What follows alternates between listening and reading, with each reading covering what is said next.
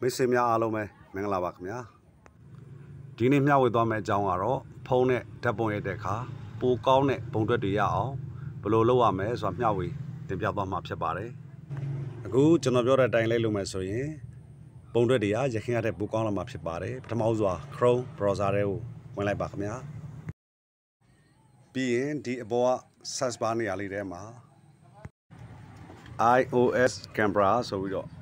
ရိုက်ရှာမှာဖြစ်ပါတယ် iOS camera ဆိုပြီးတော့ရိုက်ရှာလိုက်ပါခင်ဗျာဒါဆိုရင်ဒီပုံစံမျိုးကြာလာမှာဖြစ်ပါတယ်ကျွန်တော်တို့ကဒီ soft.net လို့ခေါ်တဲ့ website ထဲကိုဝင်ပြီးတော့လိုအပ်တဲ့ application ကို download ဆွဲရမှာဖြစ်ပါတယ် Windows device တွေအတွက်ဒီနေရာ download ဆွဲလို့ရမှာဖြစ်ပါတယ်အောက်ဘက်မှာနဲ့ iOS device တွေအတွက် download ဆွဲလို့ရမယ့်နေရာတွေရှိပါတယ်ခင်ဗျာကျွန်တော်တို့က Android နဲ့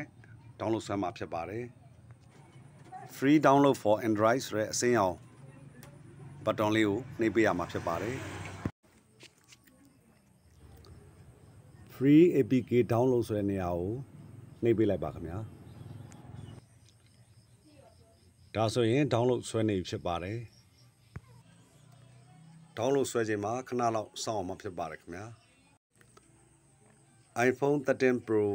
camera application ဖြစ်ပါတယ်ဟုတ်ကဲ့အခုချိန်မှာ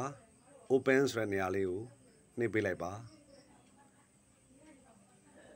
ဒီနေရာမှာ install button လေးကိုနှိပ်ပေးရမှာဖြစ်ပါတယ် install button လေးကိုနှိပ်ပေးလိုက်ပါ open နေရာကို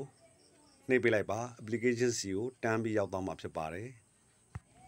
application နဲ့ဝင်ပြီးရင်ဒီပုံစံမျိုးပေါ်နေမှာဖြစ်ပါတယ်ဒီ let capture ဆိုတဲ့နေရာလေးကိုနှိပ်ပေးလိုက်ပါ HD camera ကိုရွေးပေးရမှာဖြစ်ပါတယ်ဒီနေရာမှာတော့ while using the app ဆိုတဲ့နေရာကိုဝင်ပေးရမှာဖြစ်ပါတယ်ဒီနေရာမှာလည်းပဲ while using the app ဆိုတဲ့နေရာကိုထပ်ပြီးတော့ဝင်ပေးရမှာဖြစ်ပါတယ်ခင်ဗျာဟုတ်ကဲ့ဒီနေရာမှာတော့ allow ဆိုတဲ့နေရာကိုဝင်ပေးရမှာဖြစ်ပါတယ်ပြီးရင်တော့ setting နေရာတွေကိုဝင်ပြီးရင် location access နေရာမှာ on ပေးရမှာဖြစ်ပါတယ်ခင်ဗျာအပေါ်မှာရှိတဲ့ဒီ HDR ဆိုတာကို enable လုပ်ပေးရမှာဖြစ်ပါတယ်ဒါဆိုရင်တော့အကြမ်းမြင်အားဖြင့် iOS camera ကိုသုံးလို့ရပြီဖြစ်ပါတယ်ဒီ setting နေရာကိုဝင်ပြီးတော့လဲ exposure တွေအလင်းအမှောင်တွေကိုချိန်လို့ရပါတယ်ခင်ဗျာမိတ်ဆွေရဲ့ဖုန်းနဲ့ရိုက်တဲ့ကင်မရာပုံတွက်တွေဟာရခင်ကထက်ပိုပြီးတော့ကောင်းလာမှာဖြစ်ပါတယ်မိတ်ဆွေတို့ကိုယ်တိုင် application ကို download ဆွဲပြီးတော့စမ်းသပ်ရိုက်ကူးကြည့်ပါခင်ဗျာဟုတ်ကဲ့ဒီကနေ့ဖို့ဒီဗီဒီယိုလေးကိုမျှဝေတင်ပြလိုက်ရပါတယ်ဗီဒီယိုလေးဟာလည်းပဲမိတ်ဆွေတို့အတွက်အကျိုးတစုံတရာရှိမယ်လို့ပြောလိုက်ပါတယ်ခင်ဗျာဗီဒီယိုအဆုံးထိဝင်ရောက်ကြည့်ရှုတဲ့အတွက်ကြောင့်အထူးပဲကျေးဇူးတင်ပါတယ်အားလုံးပဲရှင်လန်းချမ်းမြေ့ကြပါစေခင်ဗျာ